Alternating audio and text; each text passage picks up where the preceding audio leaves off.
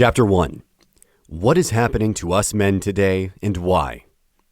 Here is the billion-dollar question. The elephant in the room that everybody is trying to pretend is not standing there. Why has erectile dysfunction become so common in modern men? There is no question but that temporary erectile dysfunction, which is normally abbreviated to the letters ED, has become an increasing problem in modern men. I only became aware of how common it has actually become today when, at 34 years old, it suddenly happened to me. When it suddenly hit me one day out of the blue, it kind of gave me a shock, I can tell you. In some panic, I quickly started researching ED and read up everything I could on the subject.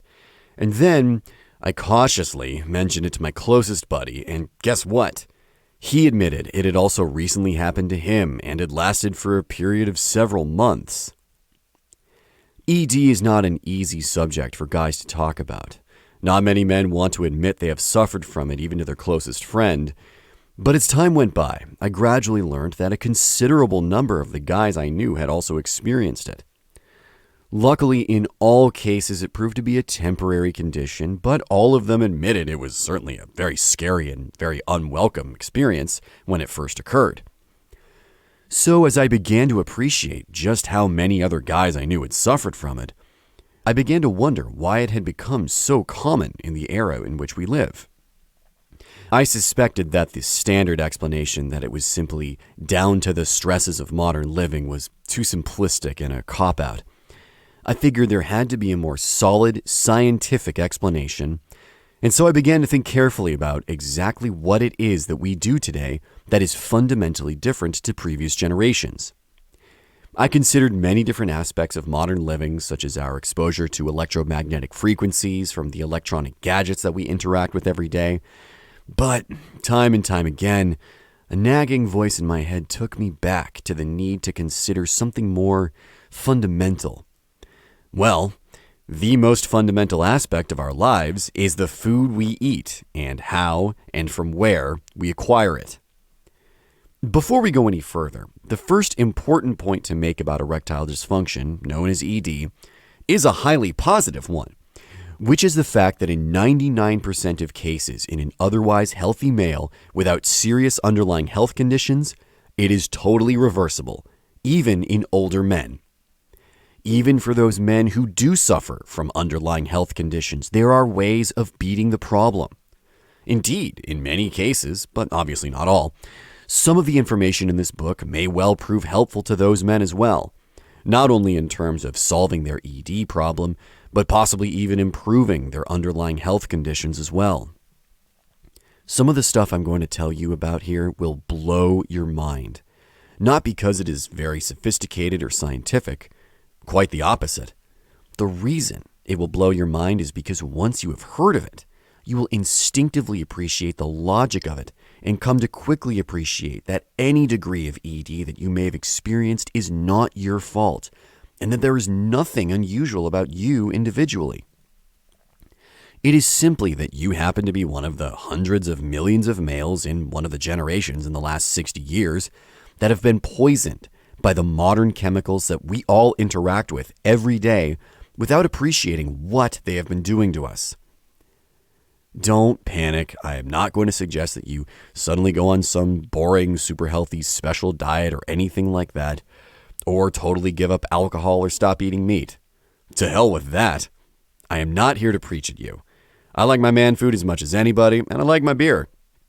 What I am going to do is give you some seriously useful tips on how to change the way you source food and prepare it, and point out some dangerous substances to avoid contact with, all of which advice is easy to live with without cutting the fun out of life. And quite the opposite. You will soon be eating some delicious food sources that you may not have experienced before. This book is not so much about cutting down on food intake, but about replacing bad stuff with good stuff. The good stuff will also help to reduce weight and make you fitter anyway, so no strict diets are involved or necessary. So let's look at the recent history of ED. In the first world, the phenomenon of ED has become increasingly common in the last 60-odd years, with the exception, that is, of certain ethnic groups, which is an important and highly relevant clue to the points that I will address later. The official stats that we see bandied about on TV and adverts for Cialis and other chemical stimulants suggest that 20% of men over 40 years of age suffer from it. Let me assure you that if the clinical experience of urologists is anything to go by, then that is a very substantial underestimate. The fact is, the Cialis promoters dare not use the real figure because they think that nobody would believe it. Because the subject is such a sensitive one, no reliable statistics exist, but anonymous surveys of men aged between 25 and 65 indicate that the majority of men today have experienced some degree of ED. By some degree, I mean they are not totally impotent by any means, but rather they experience it in patches. Sometimes they have no problem achieving an erection. In fact, they often wake up with one in the morning or middle of the night, which is so hard you could knock a file off on it. But frustratingly, and sometimes embarrassingly, they cannot feel 100% confident of always achieving a full erection when it is required, or sometimes a fully hard erection, quote, on demand, as it were, like the ones they used to experience as a teenager. Most surprisingly, although the problem does generally increase with age, it appears prevalent in a substantial number of men in their 30s, with the problem commonly now first appearing around 28 to 30 years of age. Hey guys, that is the first clue something is going wrong in our world. Did you happen to notice my point about ED becoming more prevalent in the last 60 years by any chance? May I ask you to consider what the most significant change in the last 60 years has been in terms of how we acquire food? Yes, you guessed right. It is, of course, the supermarket. Supermarkets only really started to become prevalent in the early 1960s. Now, that might seem like a long time ago, now that we are in 2021, but in terms of human history, which stretches back over 3 million years, it is no time at all. Barely a second on the face of our human time clock. I would like you to imagine for a moment the 1950s post-World War II era of the West. The streets of our towns and cities were populated with small grocery stores and farmers markets selling fresh local produce. It had to be local produce because the chemical preservatives that allow the long supply chains upon which the supermarkets rely on to function had not been invented. Microwave and TV dinners had also not been invented. Burgers existed, but they were made from locally sourced meat from local cattle, which critically had not been fed a diet of growth hormones and other unnatural chemicals since the day they were born.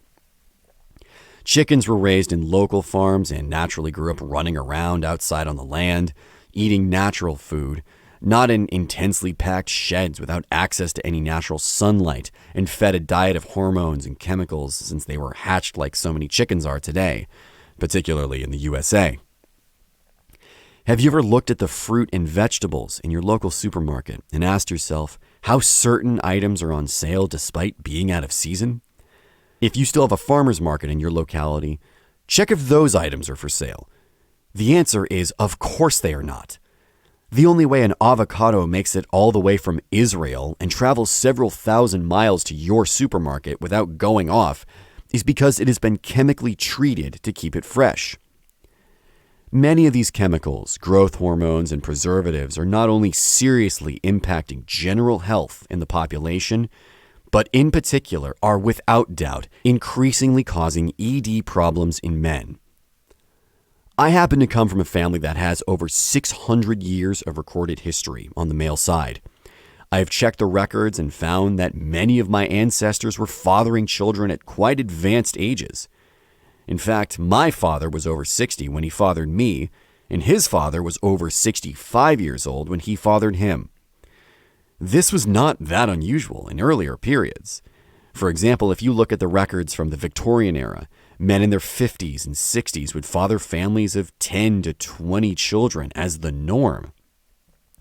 Of course, childhood mortality was extremely high due to a lack of understanding of post-birth infection prevention, so it was essential to produce large families to counteract this, which is a separate issue.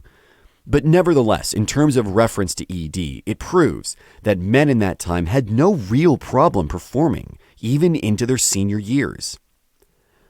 In the traditional European landowning class from which I derive, it was often politically and strategically necessary to marry and have children with the daughters of other landowners in order for large estates to survive financially. Because so many young brides died in childbirth, the men had to keep finding new young wives. They weren't dirty old men. They simply had no alternative when hundreds of tenant farmers and other working people on their lands needed their livelihoods secured. For example, one of my ancestors amazingly still fathered children with his third wife of 22 when he was 84. This was in the 1750s. So we can safely assume there wasn't much ED around then, any more than indeed there is today in less developed countries in which the majority of the population acquire and cook food more naturally and chemically treated supermarket food is rare. Let me say right now, I am not an organic-only food warrior or a vegan or anything else. I do not believe in special diets or living like a monk. I often eat food that I know that I shouldn't do, and definitely drink more alcohol than I should strictly do. So I'm just as human as you, and I do not pretend to be some kind of boring guru who bangs on about your body being a temple. It isn't. It is where you live. And let's face it, most of us men are not very good at keeping our homes that perfect. All I am saying is that we can all start making subtle changes in the way we do things. And as you do so, you will definitely notice changes for the better. One of which will be that ED quite quickly goes away, and once that happens, you will get really motivated to start selecting food even more carefully. Soon it will just become normal to buy fresh food. Apart from anything else, it tastes so much nicer. And after a while, you just won't want to eat processed supermarket-ready meals and long shelf-life vegetables crammed full of chemicals or hormone-packed meat products that have been stopping you from getting an erection. Some of you may be skeptical about this, and indeed, supermarket food is not, of course, the only reason why so many modern men are suffering from some degree of ED. There is no doubt that stress is a major factor in sporadic ED, and the stress of modern living is detrimental both physically and physiologically to both men and women. But the longer-term underlying issue, both in terms of general health problems like obesity, diabetes, and ED, can definitely be linked to the food we eat today and by exposure to other things that I will cover shortly. Furthermore, whilst many problems today are put down to stress and mental health, what is often overlooked by the doctors offering quick fixes via the drugs pushed by the multi-billion pharmaceutical industry with a serious vested interest in these problems continuing is that the base problem can often be linked to chemical poisoning from preserved food and meat hormones to start with. Here is a shocking revelation. Every guy who has followed my advice on food and then got back to me has told me that after a few weeks, his ED either significantly reduced in frequency or has gone away entirely. Is that 100% proof?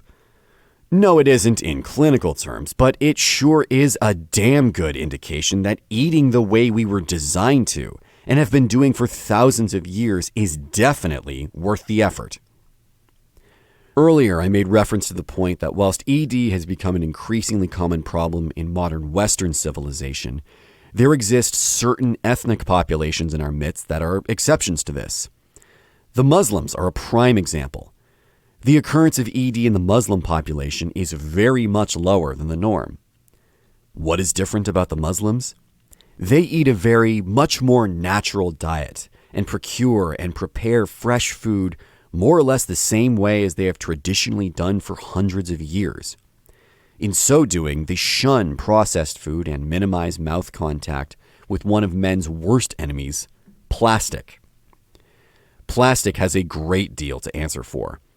A chemical called bisphenol A, used in the construction of clear plastic containers like the type used in water and soda bottles, and most worryingly, baby bottles, has also been found to cause erectile dysfunction and other sexually related problems in male factory workers in the manufacturing plants that make the plastic bottles worldwide. There are studies that indicate that the average male of 25 years old today has half the sperm count of the pre-World War II generation as a result of being fed out of baby bottles containing such harmful substances common in plastic bottles. Now that I have told you that horrifying fact, are you ever going to let a plastic bottle touch your lips or the lips of your children ever again? Well, guess who doesn't expose themselves or their children to it more than totally necessary? Yep, the Muslims. Look, this is simple but really scary stuff. We are surrounded by plastic. Our lives are immersed in it. Microwave foods are packed and very dangerously cooked in it, allowing microparticles of it to enter the food into your TV dinner. Your toothpaste tubes are often made of it, your toothbrush too.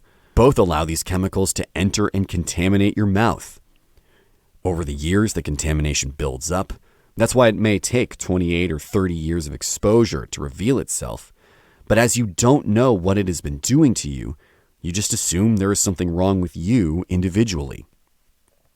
In reality, though, between being poisoned by preservatives every day in supermarket food, emasculated by female hormones pumped into every bit of beef and chicken we eat, along with daily exposure to plastics containing harmful substances like bisphenol A, specifically targeting our manhoods, is it surprising that so many men in the first world countries are having the occasional problem?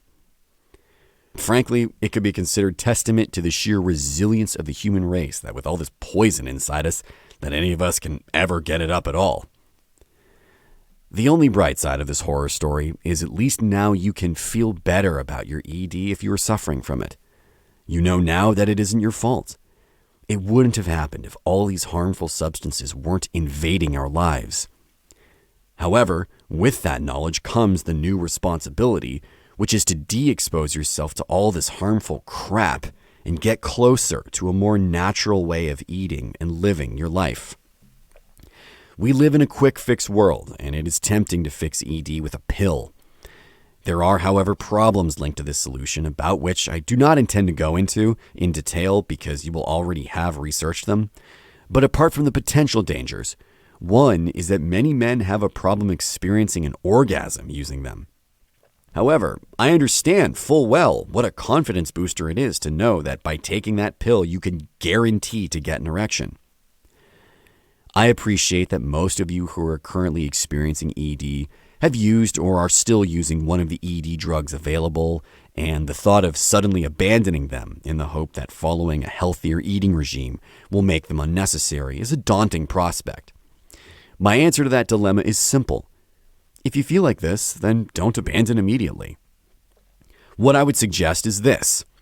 If your doctor has checked you over medically and already prescribed Cialis or Viagra, then by following my advice on food sourcing and reducing exposure to plastic, you will work to a point where you increasingly gain confidence in getting a reliable erection so you no longer have to use them.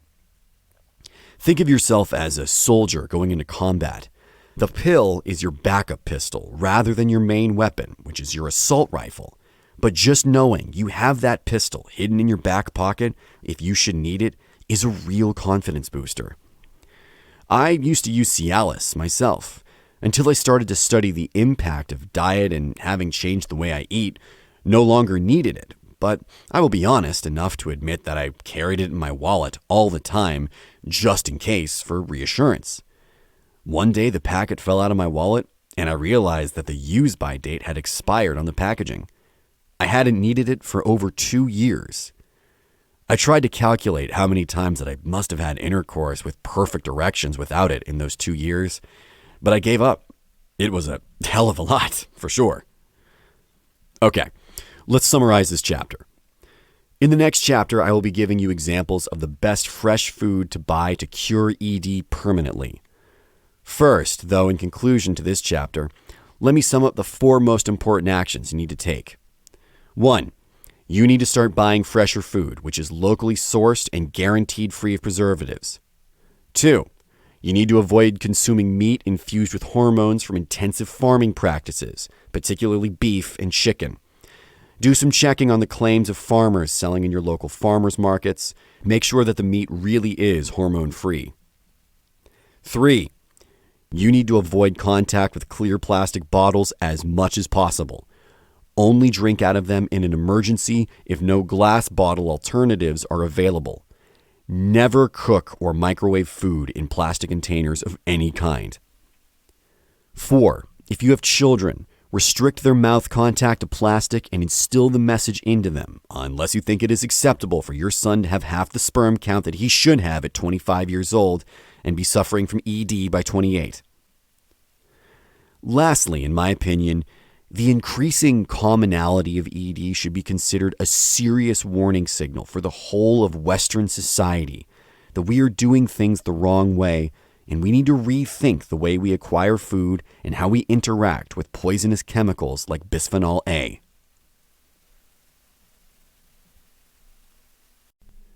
Chapter 2. Great food for curing ED fast with no boring diets needed. Nitric oxide, nitric oxide, nitric oxide. Yes, it is all about nitric oxide, the most powerful erection-inducing substance on this earth. You see, modern Western man is under daily attack by free radicals, nasty little unstable molecules that, amongst other evil deeds, damage your cells and reduce your resistance to serious diseases, including cancer. As if that weren't enough, they contribute to aging and seriously reduce your ability to produce erections. What nitric oxide does is build a defensive wall against the free radicals. Not only that, but nitric oxide has a second trick up its sleeve. It relaxes the muscles of the penis and allows its internal chambers to fill with blood, and therefore allows the penis to become erect.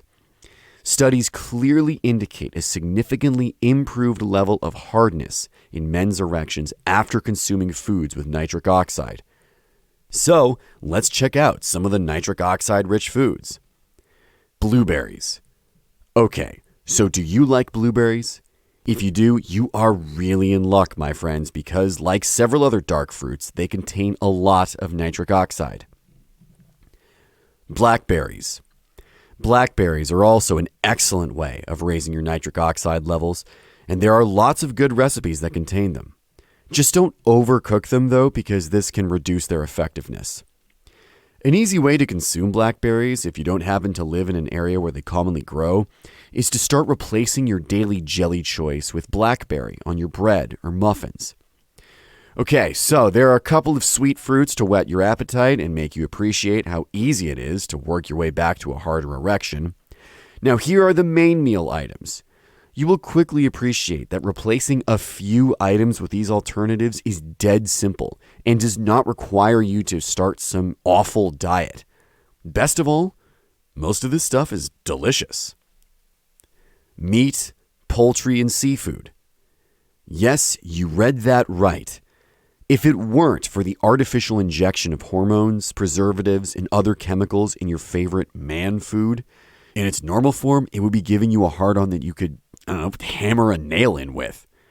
Good, natural, uncontaminated beef, chicken, pork, and fatty-type fish all contain a lot of the coenzyme Q10 that actually is really good at preserving nitric oxide in your body. Salmon and sardines are also good for testosterone boosting too. So, see how you are being cheated now? The very food you actually like has been turned against you in the name of profit. Profit for the mega conglomerates and supermarket chains at the cost to you of your ability to get erections and function as a man, because they don't give a damn about you. You are just a brainwashed consumer to them. An expendable consumer who will develop ED, become depressed, and then die far too young just to make them a bit richer. Hello? Are you going to let that continue? I hope not. I hope you were thinking, no way, not on my watch, to hell with them. It is down to the farmer's market from now on, and who cares if I have to pay a bit more to become a healthy man again? And the fast food restaurants can shove their hormone-packed, cock-softening crap. I'm going to cook my own real burgers and real chicken on my own barbecue from now on and enjoy being able to give my woman a really good seeing to at the end of the evening. Let's go. Hoorah! Super greens: spinach, kale, broccoli, celery, cress, chervil, arugula. Okay, so if we're going to eat meat, then we need some tasty greens to go with it, right? Well, the good news is that there are some really delicious and easy to cook super greens that are packed with nitrates that convert to the nitric oxide we need for erections. They are all from the leafy green genre. It turns out that Popeye was right. Spinach really is good for you. No wonder Olive always had a smile on her face. Spinach is not the only choice, though. The really good news is that there are certain other greens, such as kale and broccoli, celery, cress, chervil, and arugula, that are also great sources of nitric oxide. Consumption of these secret super greens has also been linked to other beneficial side effects, such as decreased blood pressure, the reduction of the risk of heart disease, and best of all, improved brain function. So eating this stuff actually has the added benefit of making you smarter as well as giving you hard erections. Beetroot. Beetroot is a seriously good source of nitric oxide. There are plenty of scientific studies that indicate that consuming it regularly can increase nitric oxide levels by over 20% within minutes of consumption. Now that's fast. Citrus fruits. Oranges, lemons, grapefruit, and limes are all great sources of vitamin C, which enhances nitric oxide levels in the body. Pomegranate. Because pomegranate is packed with antioxidants, it helps protect the nitric oxide in your body. It improves blood flow, which means it can be very beneficial for ED. Watermelon. Watermelon is a delicious way to boost nitric oxide levels in your system. It contains citrulline, which converts to arginine, which produces nitric oxide. Cherries. Cherries are packed with anthocyanin, which fights the free radicals and protect your artery walls at the same time. Berries, peaches, nectarines, plums. All of these are good for promoting good blood flow in the arteries and your penis. Nuts. Obviously, check if you have a nut allergy first. That is a no-brainer. But nuts are also high in arginine, and regular consumption results in increasing nitric oxide levels. Stay away from the salted peanuts, though. Walnuts. Walnuts are packed full of nitric oxide, too, so are excellent for ED, particularly because they relax arterioles and increase blood flow. Again, check for nut allergy first. Sunflower seeds. Try replacing any snacks like crisps with sunflower seeds. They're quite tasty and packed full of potassium and help promote good blood flow. Avoid the ones treated with salt, though. Garlic. If you like garlic with your food, then the good news is that it is a good nitric oxide source and also helps blood flow to your penis. No wonder the French guys use so much of it. Voulez-vous coucher avec moi ce soir, mademoiselle? Sweet potato. Sweet potato is well worth trying if you haven't before. It can be eaten in many different ways, even thin raw slices with a few drops of balsamic vinegar on them, right through to sweet potato cakes with poached eggs. There are lots of recipes, and they are hugely beneficial in reversing ED, whilst making a tasty alternative to boring old normal potato. Mushrooms. Mushrooms generally are high in potassium, so are good for ED, but there is a special mushroom called cordyceps, which for centuries has been regarded as a potent aphrodisiac. They are also a performance enhancer and reduce fatigue. A one-stop solution, one might say. Avocados. Avocados lower your cholesterol and improve blood function, which is a great help for ED. Balsamic vinegar. Balsamic vinegar improves blood flow and has been linked since Roman times with improving sperm count, virility, and harder erections. Sprinkle a little on your salad, or even better, your leafy greens every night, and you will soon discover why. Dairy products. Milk and cheese contain zinc, and that promotes testosterone for a longer, harder erection. Dark chocolate. Dark chocolate contains flavonoids, which is good for blood flow. It helps to normalize blood pressure. It has an anti-stressing effect because it boosts serotonin levels. Dark chocolate is good for general all-around health, and it makes a great snack for helping achieve a harder erection. Always look for the stuff that states it contains at least 70% cocoa to really work. Red wine. Whilst excess alcohol is definitely one of the causes of ED, red wine is a source of powerful antioxidants and can help release nitric oxide from blood cells. So moderate and self-disciplined consumption of the odd glass of good red wine at the right time can be helpful, especially if it helps you to relax and de-stress before sex. Coffee. Apocryphally speaking, it used to be believed that drinking too much coffee was a cause of ED. Now that scientists have investigated the effect of caffeine on ED more fully, they are concluding that 2 to 3 cups of coffee a day might well actually help to fight off ED.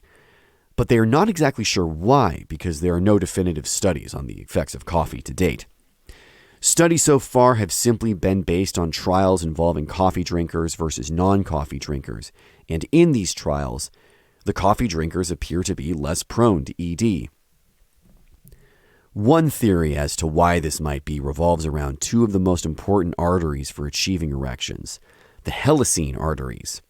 It is thought that caffeine causes these arteries to relax, which increases the blood flow to the penis. In addition, there is evidence that caffeine also relaxes the cavernous, smooth muscle of the penis, so promoting better blood flow to allow erections.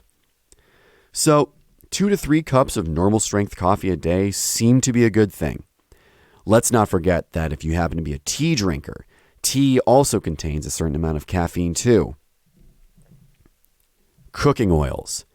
Olive oil, avocado oil, and coconut oil. Cooking oils such as sunflower oils, soybean, and corn oils are full of polyunsaturated fatty acids which decrease testosterone levels. So replace these with olive oil, coconut oil, or avocado oil, all of which increases the activity of the enzyme 17-beta-HSD that is important for testosterone production. Iodized salt. Replacing normal table salt with iodized salt is not only a good way of protecting thyroid gland function, but also boosting testosterone levels. Too much normal non-iodized salt should be avoided. So remember, sea salt or not on the packaging, just make sure that it is iodized. Eggs. Eggs are packed with protein, omega-3, and vitamin D, all of which boost testosterone levels. They have been a staple part of any bodybuilder's diet since men first lifted weights because the high levels of protein in them help to build muscle. Extremely versatile in the many options available for including them in your cooking. Boiled, scrambled, poached, you name it. Eggs are always a good food source to include in any balanced diet and great for getting rid of ED. Green tea. Green tea is full of antioxidants. It boosts your metabolism and is thought to reduce the risk of prostate cancer. Just 1 cup a day stops the formation of cholesterol plaque, which will restrict blood flow to the arteries and, by extension, to your penis. I used to think of green tea as a girly tea until I found out what it can do for a man. Now I drink a cup every day. Summary of Chapter 2. To sum up this chapter then, in order to reverse ED or simply to get harder erections again like you used to get as a teenager, all you have to do is keep nitric oxide in mind when you select the food you are going to eat. It is not exactly a chore because you can still eat meat and fish as long as it is locally sourced and free of preservatives, and a wide range of tasty greens and vegetables to go with them. In addition, many delicious sweets can be based on fruit that is high in nitric oxide, like blueberries, blackberries, pomegranate, and watermelon. So, there is no sacrifice here. Once you start eating proper food like this, you will never want to go back. Why would you? None of this change in diet is a chore, is it? It is not as if I have said that you have to give up eating meat and coffee and live like a monk. Speaking from my personal experience whilst researching and testing out all this stuff for this book, I found that just swapping out my normal daily supermarket bagged salad for locally sourced broccoli and kale sprinkled with balsamic vinegar and replacing supermarket steak and fish with local organic steak and fish every night for just 4 days had an immediate effect on my libido, and I was waking up with rock-hard erections in the night, and my ejaculation load had substantially increased. That was just after the first 4 days. I swear that I could not believe it myself. I was expecting it to take at least a month or so to kick in. I dare not tell you what happened when I started to add the supplements like horny goat weed to this fresh food diet. It was like going back to being a teenager. I thought exactly what you will in a few days.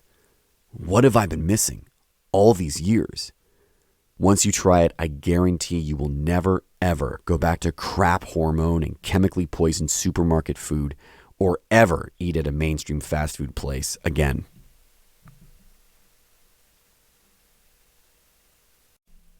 Chapter 3. Supplements. Whilst there is no substitute for obtaining nitric oxide from fresh food, when that isn't available, there are some useful supplements out there for reversing ED. Best of all is a good, healthy diet and careful use of supplements, and I do urge caution. Just because they contain natural ingredients does not mean every supplement is safe for every individual. We all react to certain supplements in different ways, and some of these in particular are very powerful and can cause side effects on some people. Monitor your use of them very carefully.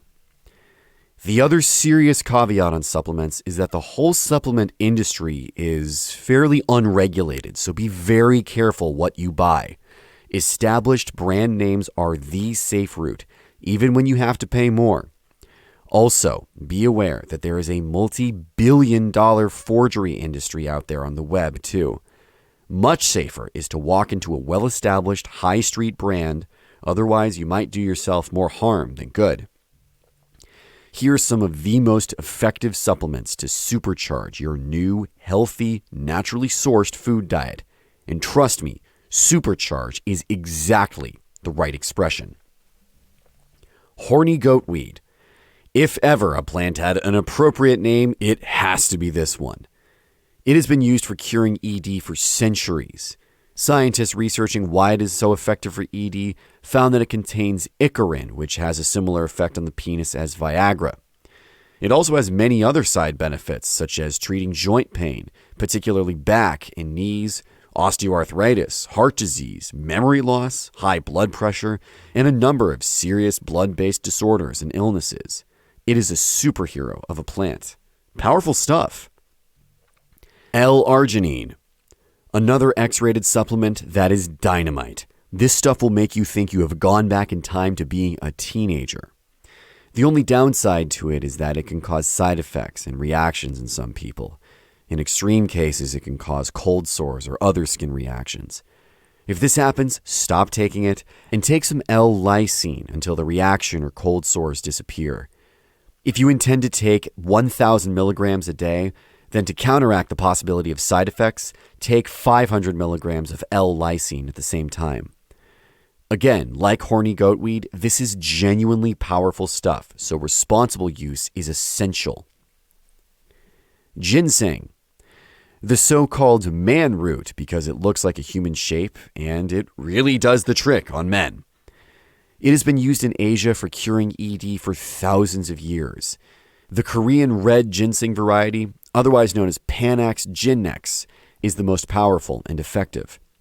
It is not harvested until it is 4 to 6 years old to maximize its powerful effect. Be aware that some people experience side effects such as headaches, constipation, and stomach upsets. Some people, however, appear to take it for years with no problem. Tests prove it is also helpful in preventing premature ejaculation. Hawthornberry. Hawthornberry is another well-tried and tested ED cure that helps to engorge the penis by helping the blood vessels to dilate to their maximum size. Bee pollen, an extremely good all-around supplement as long as you are not allergic to bees. Test a little first if you are not sure.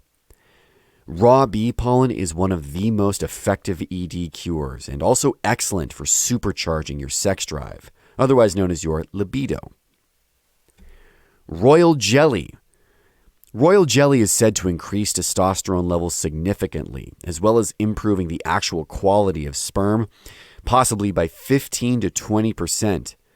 It can also very significantly increase actual sperm output, possibly by over 50% in some cases, which gives you a bigger load to ejaculate. It increases libido, too. It has other useful sexually related functions. For instance, it can help to reduce the size of a swollen prostate gland and relax urethra compression. A really top all-around performer. If I had to choose only one supplement to take, royal jelly would be it. Cacao. This is the plant from which dark chocolate is derived. Cacao is great for increasing sex drive and helping to improve blood flow to the penis. Motherwort. Motherwort is another ancient ED cure. A benefit is that it appears to have less or no side effects for most people, making it a suitable alternative to some of the other aphrodisiac supplements. Maca.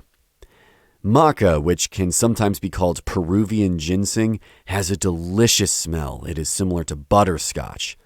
It derives from the radish family and has been used for thousands of years in Peru as a cure for a number of ailments such as osteoporosis, tuberculosis, and as an aphrodisiac and an energy booster, and of course, to cure ED, which is why it is featured here. One of its side effects is it increases the volume of your ejaculation load, as well as giving you longer-lasting, harder erections. A double whammy, so to speak. Black ginger. All ginger is good for reversing ED and has been used for thousands of years for just that. However, the most potent is black ginger, the proper name of which is Kaempferia parviflora. It contains PDE5 inhibitors just like Viagra, yet unlike Viagra, it is 100% natural. Summary of Chapter 3. To summarize this chapter, all these supplements will work faster and better once you have changed your diet and cleansed the poison out of your system. Remember, though, that just because these supplements are natural does not mean that they aren't powerful. Many of them are very powerful indeed and can have side effects like upsetting some people's stomachs. So with all supplements, stick to the supplier's recommended doses and monitor any possible side effects. That is why it is a good idea to swap these supplements around a bit rather than stick to just one or two. And don't try too many at once, or you won't know which is the best for you. Chapter 4. The bad stuff that you need to give up or avoid. Okay, so far I've shown you all the good stuff to replace your supermarket food with, and I hope you have been pleased to discover that you can still drink coffee and tea and still eat 90% of what you have always done, but with a few subtle changes, plus the addition of some really great natural supplements. Now we have to talk about some of the stuff you really do have to give up, or at least cut right back on, if you are going to go back to being a healthy, horny male again. Plastic. I have already mentioned the dangers of plastic in the introduction, but it cannot be emphasized enough how exposure to chemicals like bisphenol A via mouth contact with clear plastic bottles negatively affects testosterone production, sperm quality and volume, and the ability to get erections. Cooking food in plastic containers is extremely bad and should be avoided. In terms of drinking, of course, it is very difficult to totally replace plastic water bottles with glass ones for obvious reasons. So all we can do is reduce this mouth contact as much as we practically can do. As I have mentioned, this is all the more important in the case of your children. Sugar and soda drinks.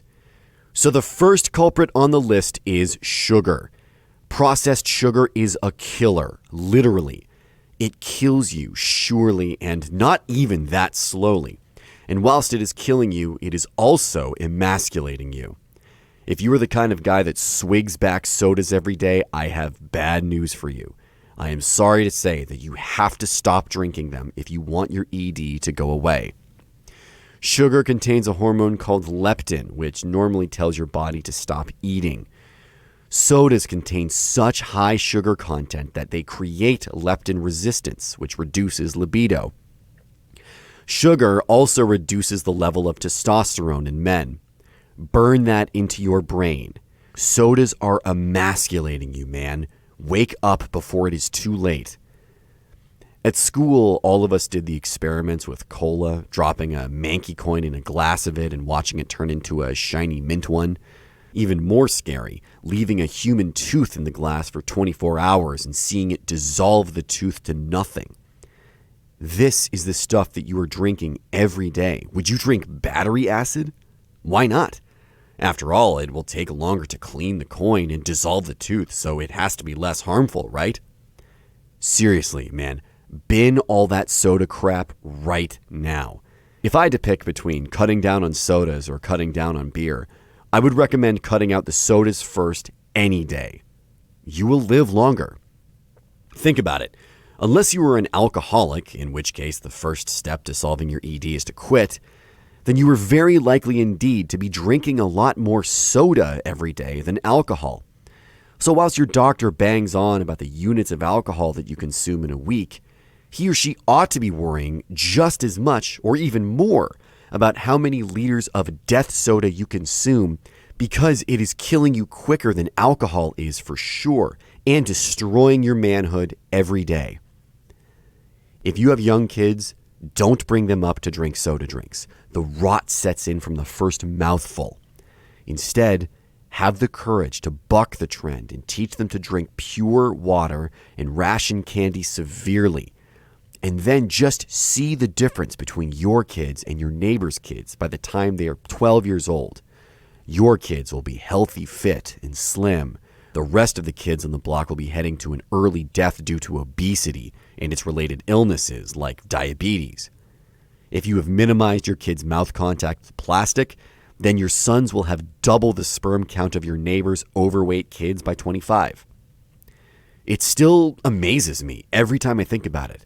The parents who consider themselves responsible, good raisers of children are prepared to let their kids poison themselves with soda and other sugar-infused killers from as soon as they can walk, guaranteeing them obesity, serious illness, and sexual health problems by the time they are teenagers. I can only assume this is down to the fear of being different, of appearing to question the, quote, consensus of accepted herd behavior. Pathetic, really. Sugar alternative, honey. If you like sugar in your coffee, then simply replace it with local honey. Yes, honey has sugar in it, but it is sugar that has been processed naturally by bees rather than chemical plants, which use some highly toxic chemicals in the refinement process. There is no comparison whatsoever between them. Honey is packed full of antitoxins and other beneficial immunity-boosting constituents, which promote general good health. It also contains B vitamins that boost testosterone production. It also boosts stamina and libido. Soon you will quickly come to love the taste of it and find it impossible to drink coffee with white or brown sugar again. After a month of using honey, the taste of sugar in your coffee will make you want to throw up.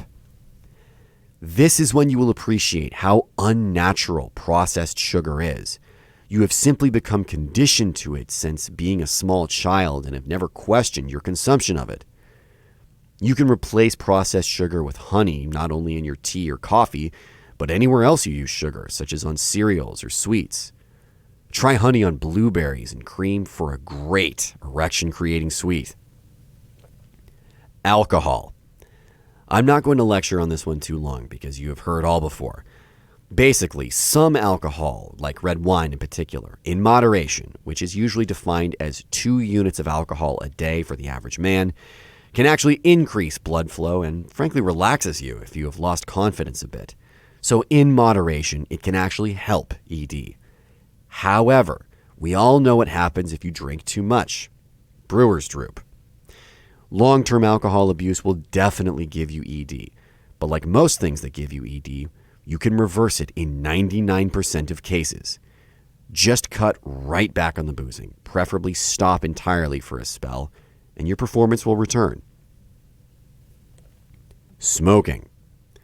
Sorry, smokers, but in terms of ED, Smoking is a lot more serious than alcohol because it does more actual specific biological damage to the very parts of the body that are needed for erections, including the walls of your blood vessels. Amongst other things, it disrupts blood vessels near and in the penis. Smoking also releases free radicals into your bloodstream, which then attack the very substance we need most for erections, nitric oxide.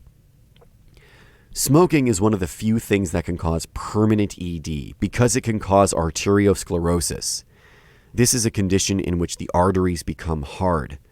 Once hardened, they are no longer elastic enough to dilate anymore. Hard arteries can mean soft penis forever. Smokers are twice as likely to suffer from ED as non-smokers and twice as likely to suffer from fertility issues. Smoking damages the DNA in sperm. Smoking can cause ED in very young men in their early 20s. If you quit smoking, your circulation will start to improve in 2 to 10 weeks or so. How quickly your ED is beaten depends on many aspects, such as your age, physical condition, and how long you have smoked. Just hope that it hasn't been long enough to develop arteriosclerosis. Mint and spearmint. Both mint and spearmint reduce testosterone levels, so limit your use of them. Spearmint herbal tea is particularly bad. Generally then, apart from some mint with your lamb roast every now and then, just totally avoid it. I can't comment on whether the spearmint flavoring in gum is harmful or not because, as far as I've been able to find out, this hasn't been tested.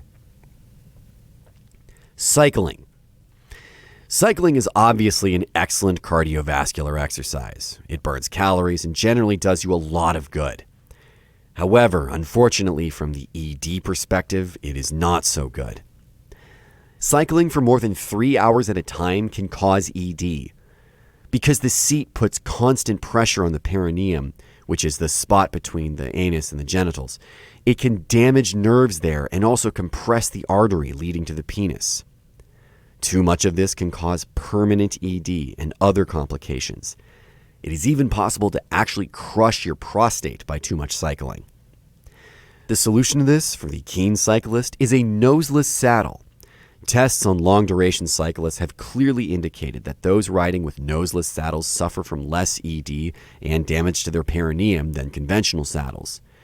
Many police forces that use cycles for patrolling have now switched to noseless saddles as a result of studying the effects of normal saddles on police officers who spend long hours on cycles. Long-range cycling and marathon running.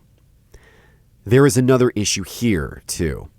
Whilst I hate to discourage you from exercising because undoubtedly plenty of the correct exercise is vital to combating ED, it has to be said that too much can be bad for you. Chronic endurance exercise like long-range cycling or marathon running practice actually decreases testosterone because too much exercise creates a surplus of cortisol in the body. Summary of Chapter 4. So, to summarize this chapter. 1. Plastic, enemy number 1 once again. You will be beginning to realize how much I hate this stuff. Well, you were right. Keep all mouth contact with plastic to the minimum and never cook or microwave anything in plastic containers. 2.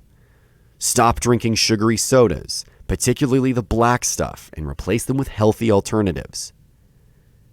3. Keep an eye on your alcohol consumption. More than 2 units of alcohol per day is going to be detrimental. 4.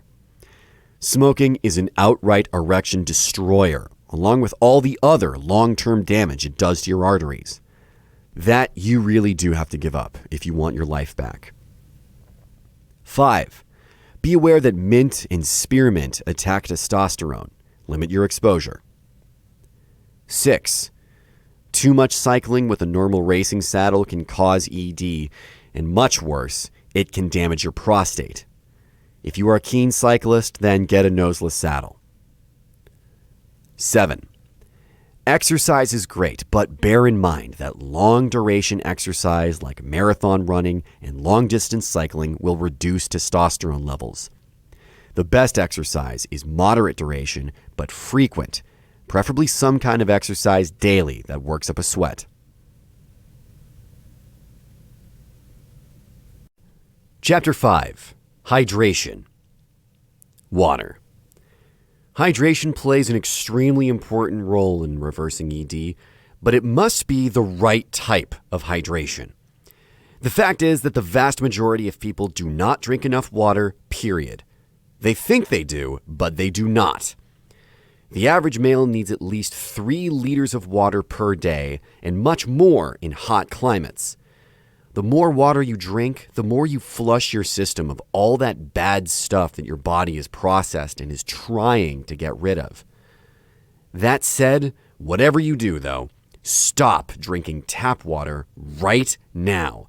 Unless you have your own private borehole and you know the water from it has been thoroughly analyzed and purified by your own professional standard filtration system, including ultraviolet light to destroy bacteria. Tap water from public sources contains a lot of female hormones, which are killing male fertility and causing ED. The local utility companies and local authorities deny this, and it is hushed up. But the fact is, there are no filtration systems in the world that can filter out all of the harmful crap in public water supplies, including sperm-destroying chemicals deriving from female birth control pills, antibiotics, and a lot more, right through a wide spectrum of toxins and, of course, chemicals from plastics, like the super-emasculator bisphenol A. I can guarantee that if you actually realized what is in the public water supply, you wouldn't even take a bath in it, let alone drink a single glass of it again in your life. If you suffer from skin rashes or unexplainable skin problems, look no further.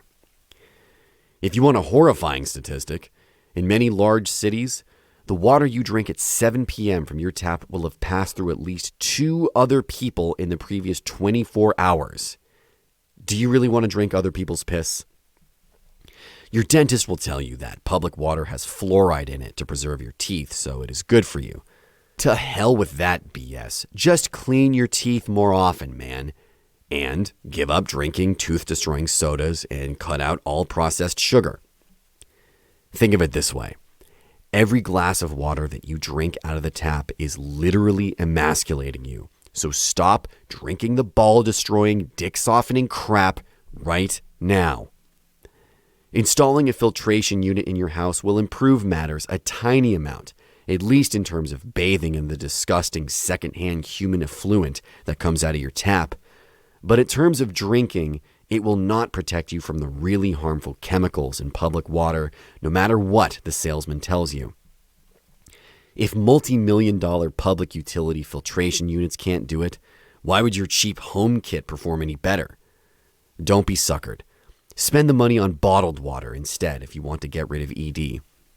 Drink only high-quality, purified water from glass bottles, and as always, avoid as much mouth contact with plastic as you can.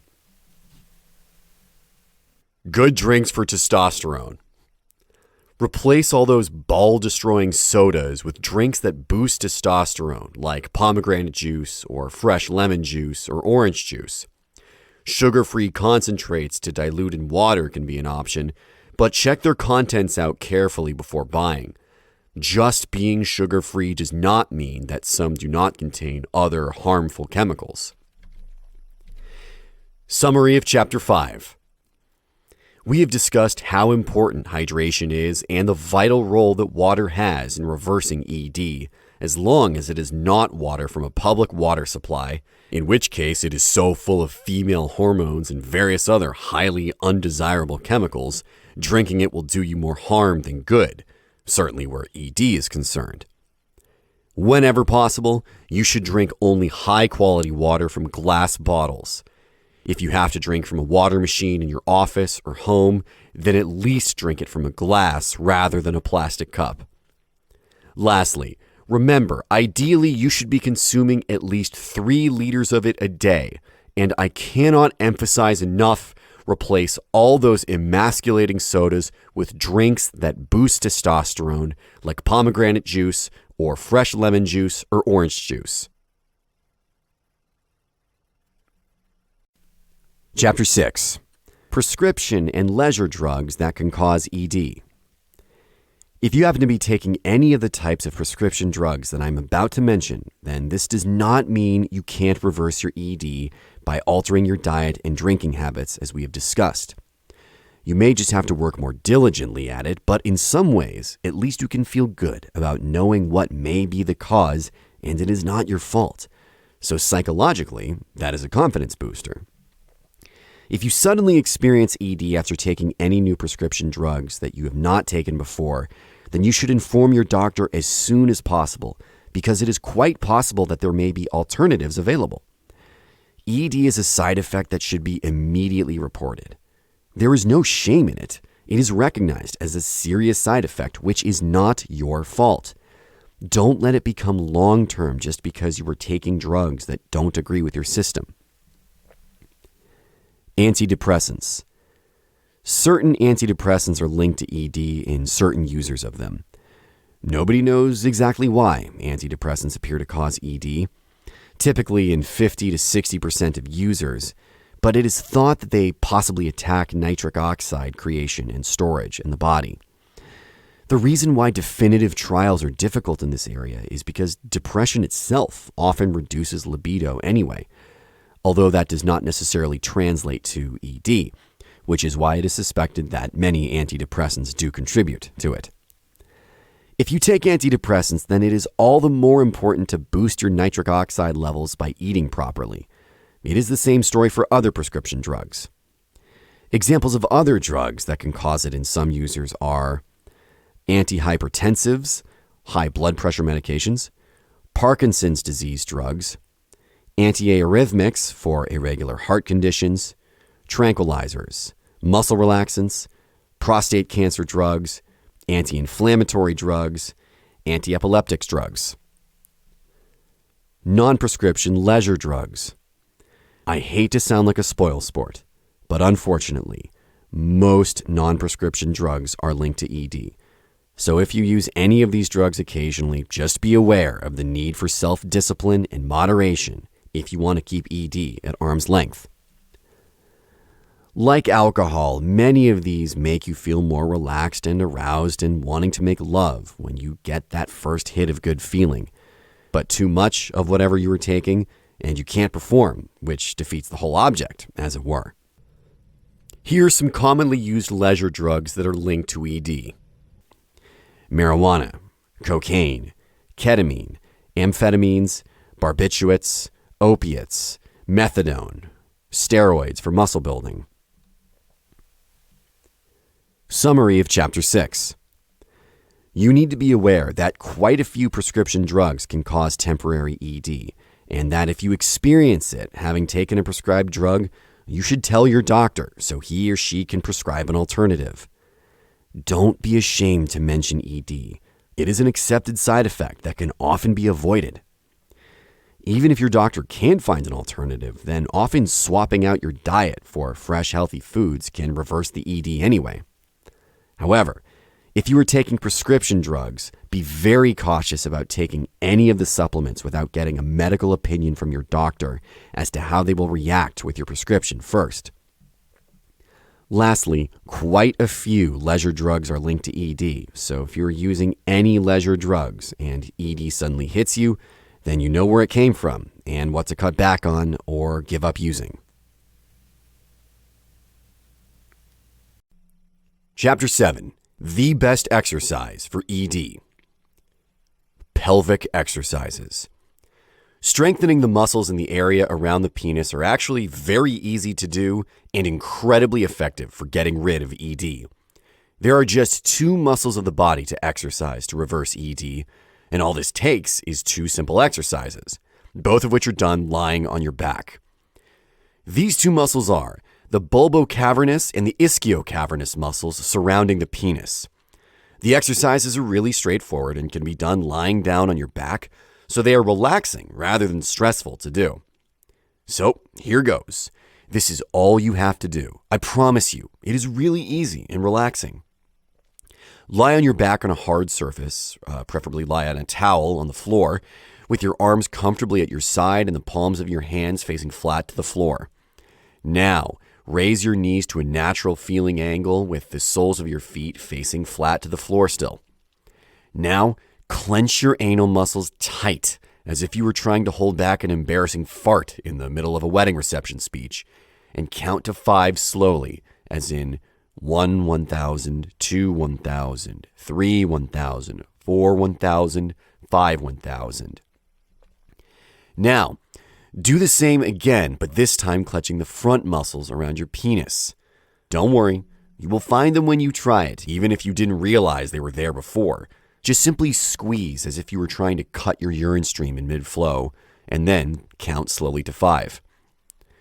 Now repeat swapping between both the back and the front and clenching for 10 reps, each time slowly counting to 5 after clenching. Having done those 10 sets of 5 back and 5 front muscle groups, you are done. It is very important to remember to breathe normally when you clench your muscles, both front and back. Do not hold your breath whilst doing it. Really simple and easy to do exercises, and simple and easy is best because you will actually do them most every day. Whereas complicated exercises you just won't get around to doing very often. Once you do get into the habit of doing this every day, you will start to reap the benefits in a couple of weeks. The good thing is that it is not a strenuous exercise regime, but a relaxing one that you can do to unwind at the end of the day, maybe after coming back from work and taking a shower. Let your mind relax whilst you are doing it, and it becomes a form of meditation aid. The more often that you practice contracting the muscles around your penis, the quicker you will reverse ED and or simply get harder erections. When we were teenagers, these muscles were strong, but over time they get slack. Tightening them up by clenching them frequently will re-tighten them again after a few weeks. So, in addition to doing the whole routine lying on your back, you can speed the effects up by doing the front clench several times a day, sitting at your desk or watching TV. The more you do it, holding for at least 5 seconds, the stronger the muscles that you need for erections will grow.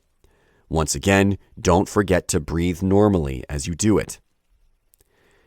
If you're having difficulty getting into clenching the front muscles at first, then this is only because we don't do it very often normally, whereas we do clench our anus muscles quite frequently in everyday life, even if you have never realized it before. So here's a tip just between ourselves. Try doing it whilst checking out pics of some hot women online. You will find it quite easy to start pulsing those muscles around your penis then, because even if you are not getting hard, it will be an almost involuntary reaction. Once you get the feel of it, then it will become easy to do anywhere and anytime. It has to be one of the easiest but most effective exercise in the world to do, and nobody need know that you are doing it. Just please do try to remember to do it every day. It really is worth the little effort it takes because the muscle you are mainly strengthening is the all-important bulbocavernous muscle, which controls the engorging of the penis and does the pumping during ejaculation. Doesn't get any more fundamental than that. Yoga. Attending a yoga class can be really beneficial to reversing ED. The fact is that most of us men just do not do enough stretching, and yoga is a really good way to learn to stretch more and to de-stress and relax the mind. Plus, I found out that for the single man, it is a great way to meet hot chicks in leotards. The sight of one of them stretching in front of you could cure your ED right there. Once I started taking yoga classes, I realized what I'd been missing. Weightlifting to increase testosterone. Exercise generally will increase testosterone unless you do too much cycling and marathon running, as I've said. However, some exercises are better than others for boosting your testosterone, and heavy weightlifting is the best there is. Building bigger muscle mass increases testosterone. It really is that simple. That doesn't mean you have to go crazy on the weights to beat ED. There are much easier ways, but if you like the idea of doing a few weights, then this will definitely help. Just do not make the mistake of starting to take steroids because that will have the opposite effect. Experts recommend doing 2 sets of 3 to 5 reps at 90% of your strength when targeting the big muscle groups like chest, back, and quads, but always aim to cover all the other muscle groups as well, such as biceps and shoulders. Don't forget how important building core strength is for general well-being, health, and protection against day-to-day injuries. High-intensity training, known as HIIT, will also raise testosterone levels, and this type of training is becoming more popular these days. Exercises to improve circulation. Improving your circulation is not only a good idea for all-around general health, particularly your heart, but it is also important for speeding up your reversal of ED. Of course, there are plenty of guys who do a lot of sport who suffer from ED due to all the reasons we have discussed. However, if due to your job or business activities you are not doing much exercise at the moment, then at least try to, at the very least, walk as much as possible every day rather than going everywhere by vehicle. Even when going shopping, rather than parking as close as possible to the shops or the mall, change habits and park as far away as possible so you get some exercise shopping. If you have to carry back heavy bags of groceries, then look upon this as a practical way of getting fitter. If you can, try to do some exercise at least twice a week, which gets you into a sweat. Any simple cardiovascular exercise will improve circulation, and that certainly helps getting back to stronger erections again. You can do a lot of useful stuff just around the house. For instance, do some squats whilst you are watching the news on TV, even with some weights in your hands. It will add up over the weeks, and using this downtime to do a little exercise is a great way to start to feel motivated to do even more once you see the improvements it brings you, including stronger erections.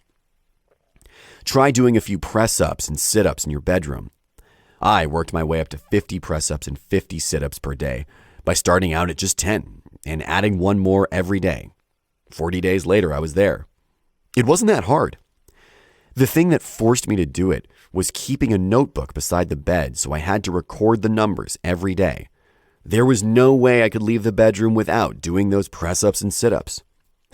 But it was a great achievement when I hit the 50, and now doing them is just a breeze. I don't think I ever did 50 press-ups in my life before, even as a teenager. Ball rolling under the foot.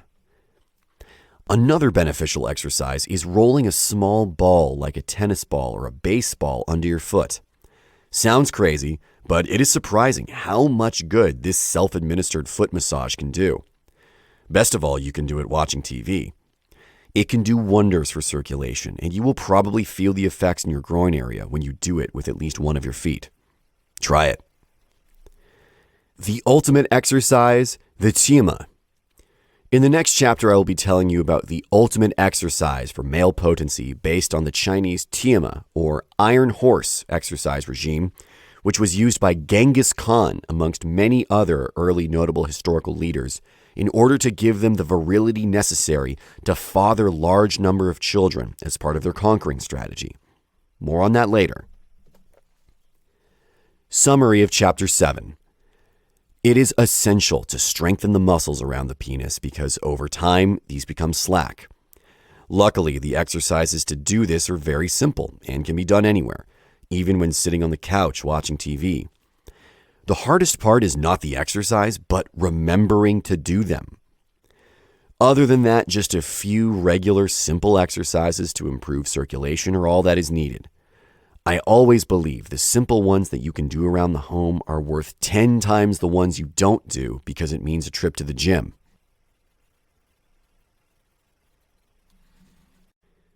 Chapter 8. Some historical context.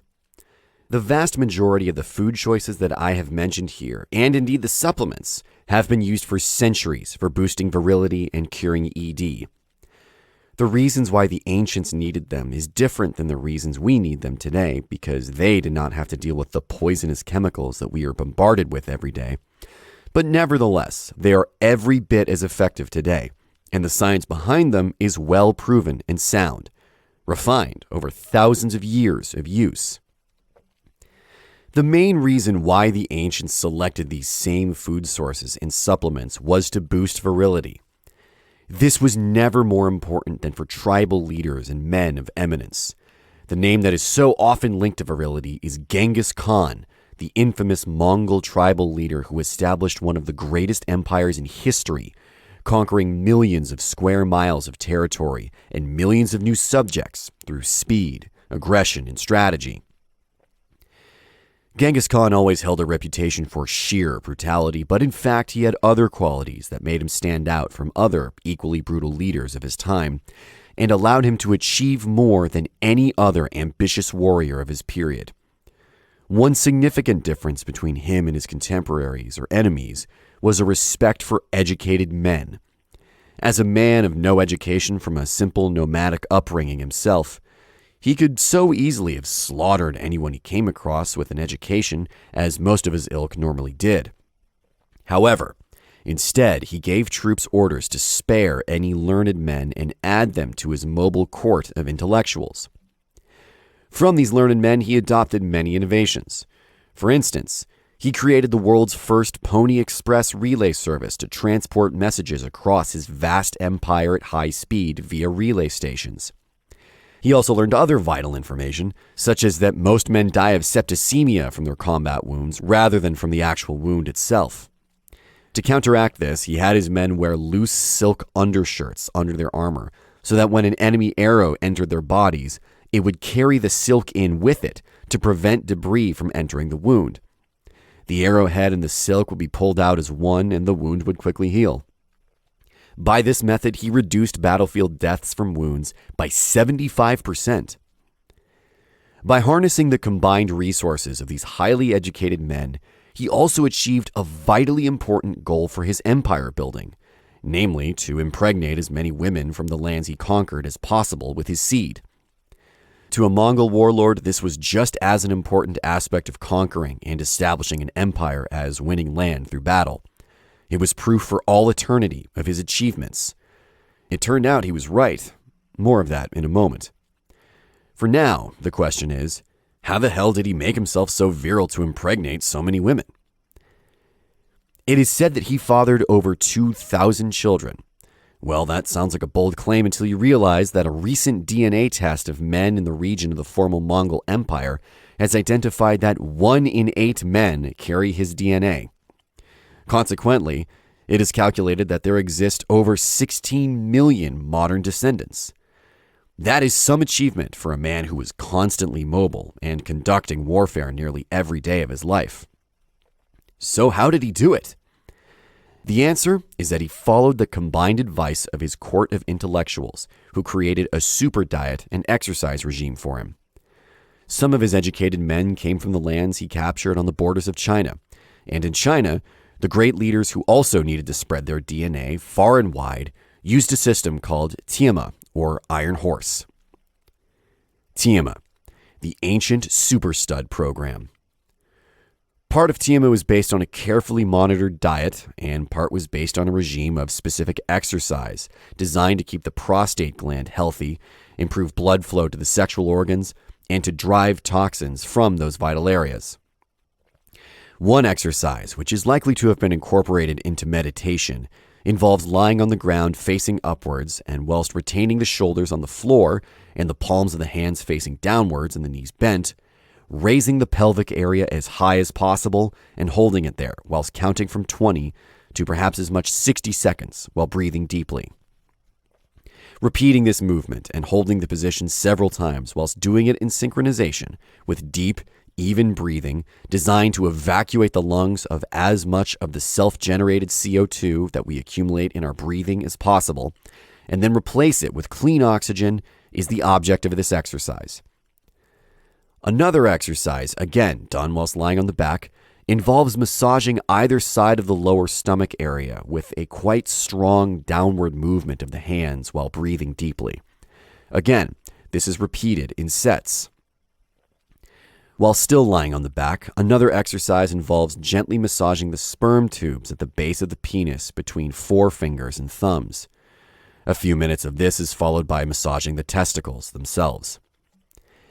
Actual masturbation was advised to be avoided in the Tiama regime unless real sex was not available.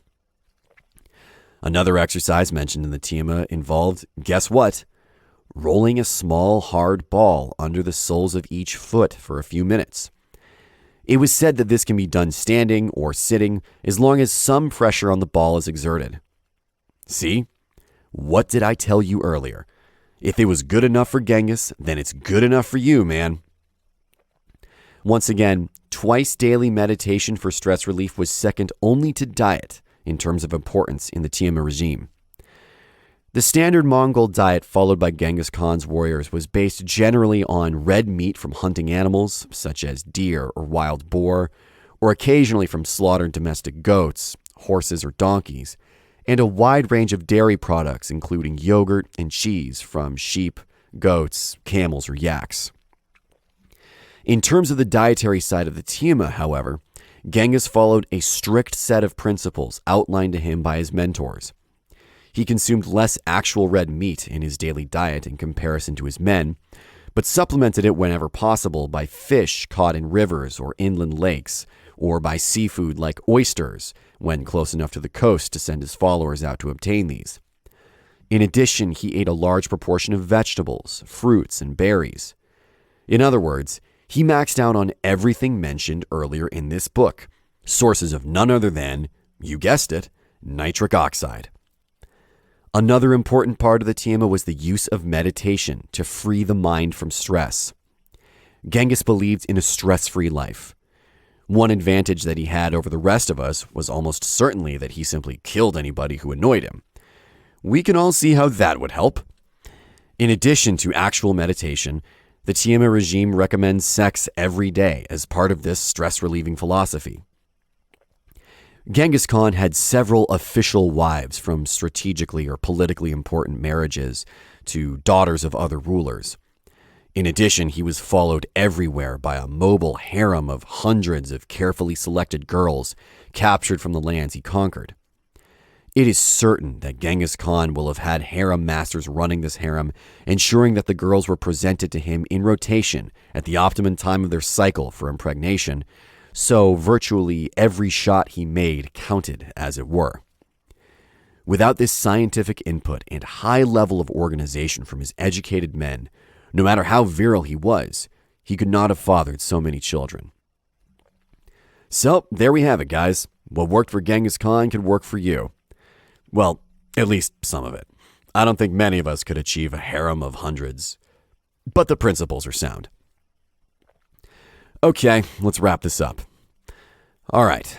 I hope that this book has been interesting, whether you have experienced ED yourself or not. And if you have, then I hope it has been helpful and will both reassure you that ED is a reversible condition and that all you need to achieve that is to make some changes in the way you source food and swap out some of the harmful foods in your diets for healthier natural food sources packed with nitric oxide. All that is needed otherwise are just a few simple and easy exercises daily to strengthen the muscles needed for strong erections. If ED has hit you, then I hope that it makes you realize why ED has happened in your life and to appreciate just how commonly it strikes men in Western society because of the poisons that have been invading our systems due to the chemicals used to preserve food and to create ultra-unhealthy sodas. I expect that most of you will have been shocked to discover how damaging plastic is to us and our sexual health. I certainly hope that none of you ever drinks tap water from a public water supply again, except in an emergency. It doesn't take very long to cleanse the bad stuff out of your system, and once cleansed, the judicious use of the right supplements will have you performing like a teenager once more. Obviously, it will be quicker on some people than others. Some people, myself included, have felt the beneficial effects within just a few days, whilst with others it takes a few weeks. But persevere, my friends, and I can assure you that it will work. The diets and supplements mentioned here have been well proven over thousands of years by men, so they will work just as well now once you have detoxed yourself. And remember, curing ED is all about nitric oxide, nitric oxide, nitric oxide. Burn it into your brain, man. Not nitrous oxide, that makes race cars go harder. Nitric oxide, that makes us men go harder.